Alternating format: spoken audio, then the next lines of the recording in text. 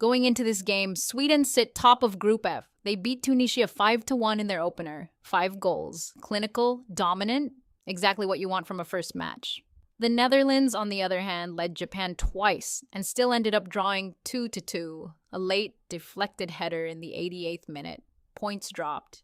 Confidence dented. 2 European nations, same group, completely different moods. And tonight in Houston, they meet each other. What makes this match interesting is that these two countries actually have a lot in common, and yet they've arrived at this World Cup on completely different paths. Both have appeared in World Cup finals without ever winning the tournament.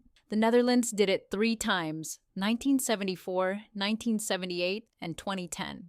Sweden reached the final in 1958 on home soil and lost to Brazil. Neither country has ever lifted the trophy. That shared frustration runs deep. But how they got here in 2026 is where the contrast begins. The Netherlands qualified without losing a single game, 27 goals in 8 matches, one of the most convincing campaigns in European qualifying. Sweden, meanwhile, didn't even make it through automatic qualification.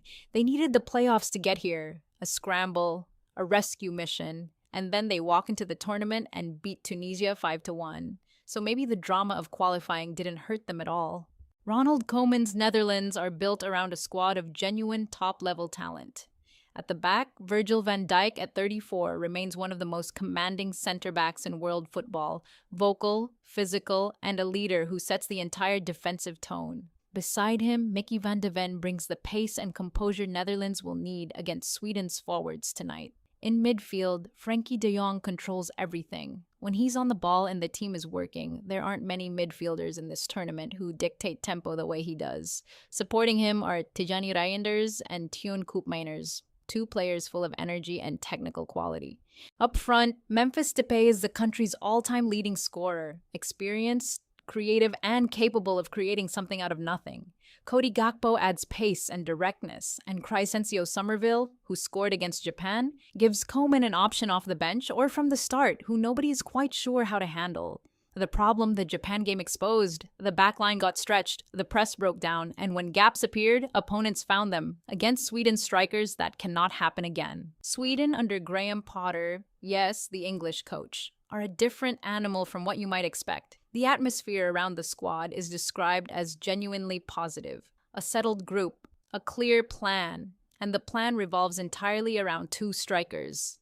Victor Gyökeres, Arsenal's main man, he had arguably the most devastating season of any striker in Europe last year, tearing apart defenses week after week. He scored against Tunisia and looked every bit as dangerous as his club form suggested.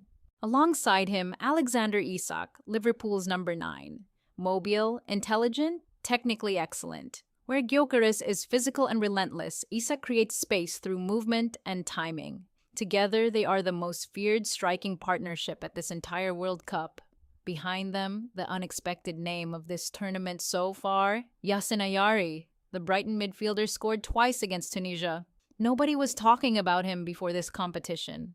People are now. Victor Lindelof anchors the defense. Experienced, calm, and organized, and a spine of Premier League players, Isak at Liverpool, Gyökeres at Arsenal, Elanga at Newcastle, gives Sweden a cohesion at club level that translates well internationally. Sweden won't sit deep and defend. They press high, transition quickly, and get the ball to Gyökeres and Isak as fast as possible.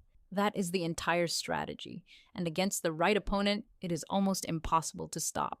Here is the core conflict tonight. Netherlands want to control the game through possession. Build slowly. Move the ball through De Jong and the midfield. Keep Sweden's strikers quiet by simply not giving the ball away.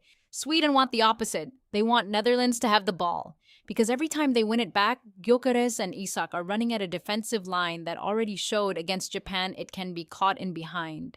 Van Dijk's pace has been a question as he's got older. Mickey van de Ven covers well, but he's human, and Gyökeres running at you at full pace is not a problem any defender enjoys.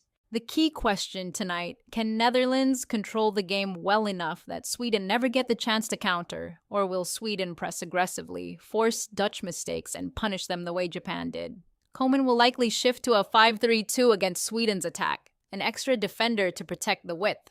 Potter will try to use Elanga on the wing to stretch that defensive shape and create space in the channels for Isak and Gyökeres to run into. The betting markets still favor the Netherlands despite the group table. That says something about how much respect this Dutch squad commands even after dropping points. But Sweden are in form. Their strikers are scoring, their squad is unified, and they have already shown they came here to compete, not just participate.